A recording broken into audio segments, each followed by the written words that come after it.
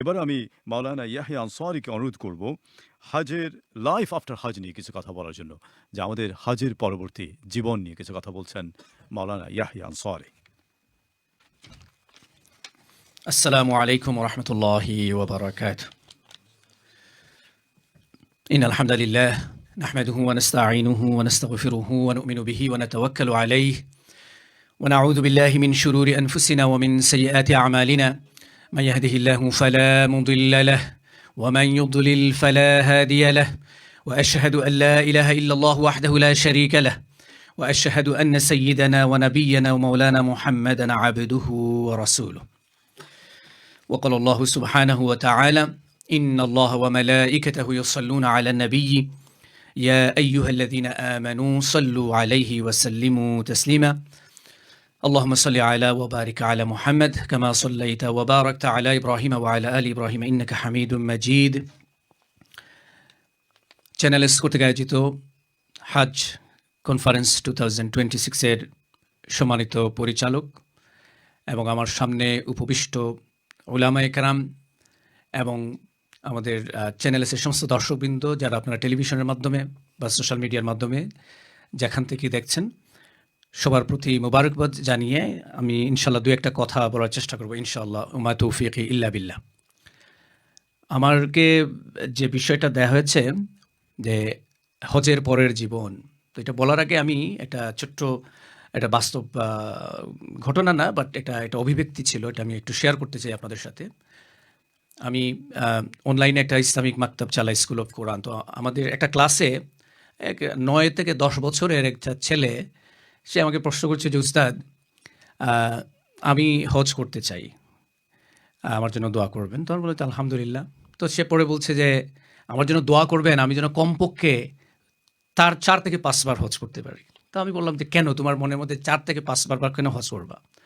তো সে বলল যে আমার দাদা এই বছর নিয়ে তিনি 4 নম্বর বার হজে যাবেন। তো শুনে আসলে আমার খুবই ভালো লেগেছে যে আলহামদুলিল্লাহ যে আমাদের সন্তানেরা তারা তাদের রোল মডেল খুঁজে পেয়েছে, তাদের বাবাদেরকে, তাদের দাদাদেরকে।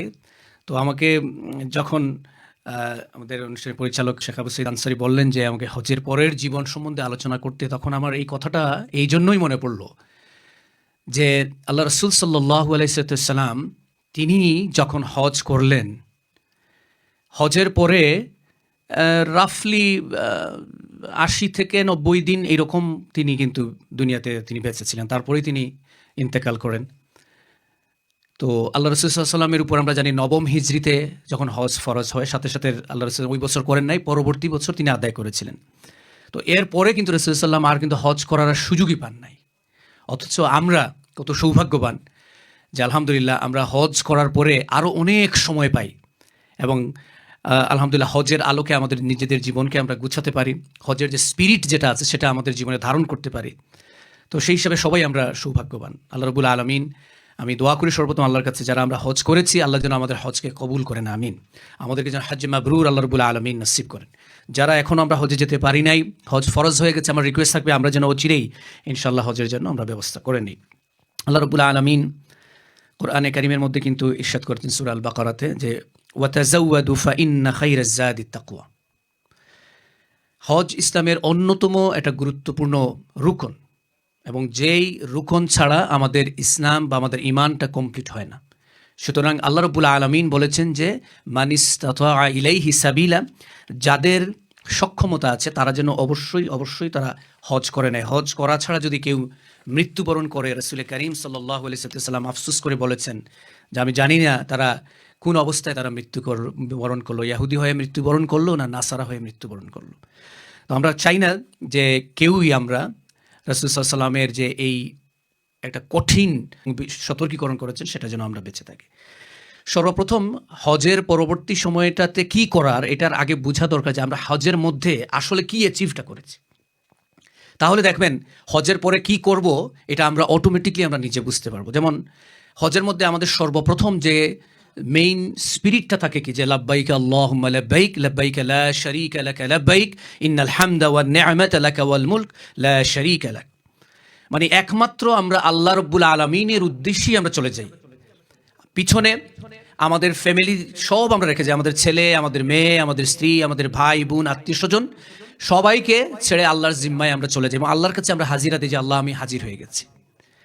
এখন অনেকেই কিন্তু আল্লাহ আমাদেরকে নিয়ামত দিয়েছেন, রহম করেছেন যেন আমরা ফিরে আসি, অনেকেই আমরা কিন্তু ফিরে আসতে পারি না। তো এই যে আল্লাহর কাছে একদম আমরা নিজেদেরকে সঁপে দেই, এটাই হইতেছে হজের অন্যতম আমাদের মূল শিক্ষা। আল্লাহ রাব্বুল আলামিনের জন্য আমরা রুকু করলাম, সেজদা করলাম, সালাত আদায় করলাম, আল্লাহর জন্য আমরা সিয়াম পালন করলাম, আল্লাহর আদেশ মান্য করে আমরা জাকাত আদায় করলাম। মোটামুটি মৌলিক যে ইবাদতগুলো সেগুলো কমপ্লিট করার ফলে আল্লাহ রাব্বুল আলামিন আমাদেরকে বলেন যে বান্দা তুমি আমার উপর ঈমান এনেছো, তুমি রোজা রেখেছো, তুমি জাকাত দান করেছো, আমি সন্তুষ্ট হয়েছি, এখন আমি তোমাকে ইনভাইট করছি আসো আমার ঘরে এবং আমি তোমাকে মেহমানদারি করবো, এবং আমরাও সেই হিসাবে কিন্তু আমরা হাজির হই। তো সেটি হচ্ছে গিয়ে আমাদের হজের অন্যতম মূল স্পিরিট এবং পাওনা, যে আমরা আল্লাহ রাব্বুল আলামিনের কাছে আমরা আমাদেরকে সঁপে দিতে পারি। এবং এটাকে আমাদের উলামা এবং স্কলাররা ব্যাখ্যা করেছেন, এটাই হচ্ছে তাকওয়া। তো এই জন্য সর্বপ্রথম আমরা হজ থেকে ফিরে আসার পরে আমাদের মূল এবং একমাত্র আমাদের উদ্দেশ্যটা থাকবে যেন আমরা তাকওয়া বান হতে পারি এবং তাকওয়ার উপরেই থাকতে পারি। কারণ তাকওয়া হচ্ছে এমন একটি বিষয় যেটা শুধুমাত্র আপনার কোরআন তিলাওয়াতের মাধ্যমে, শুধু নামাজের মাধ্যমে, শুধু রোজার মাধ্যমে, অথবা শুধু হজের মাধ্যমে, অথবা শুধু একটা দুইটা ভালো কাজের মাধ্যমে কিন্তু আদায় হয় না। সব ভালো কাজগুলো মিলে, সব আমলে সালেহগুলো মিলেই কিন্তু আমরা তাকওয়া অর্জন করতে পারি। তো ইনশাল্লাহ আমরা যারা হজ করে ফেলেছি অথবা যারা আমরা হজে যাব, ইনশাল্লাহ আমরা এই বিষয়টা যদি আমরা মাথায় রাখি যে আমি আল্লাহর জন্য সব কিছু করেছি, আল্লাহর জন্য নামাজ পড়েছি, রোজা রেখেছি, জাকাত দিয়েছি, আর আল্লাহর জন্য হজ করলাম, যেভাবে আল্লাহ রাব্বুল আলামিন আমাদেরকে বললেন বিসমিল্লাহির রহমানির রহিম, কুল ইন্না সলাতি ওয়া নুসুকি ওয়া মাহইয়ায়া ওয়া মামাতি লিল্লাহি রাব্বিল আলামিন। আমি আশা করব ইনশাআল্লাহ হজের পরবর্তী জীবনের এই তাকওয়ার উপরেই যদি আমরা চলতে পারি, তাহলে আমাদের জীবনের বাকি সব বিষয়গুলো আস্তে আস্তে আস্তে আস্তে আল্লাহ রাব্বুল আলামিনের আদেশ অনুযায়ী আমাদের হয়ে যাবে। আমি আশা করব ইনশাআল্লাহ আল্লাহ রাব্বুল আলামিন হজ থেকে ফিরে আসার পরে আমাদেরকে যেন তাকওয়াবান হওয়ার তৌফিক দান করেন। এই আশাবাদ ব্যক্ত রেখে আমার সংক্ষিপ্ত কথা এখানে শেষ করছি। ওয়া আখিরু দাওয়ানা আলহামদুলিল্লাহি রাব্বিল আলামিন। আসসালামু আলাইকুম ওয়া রাহমাতুল্লাহ।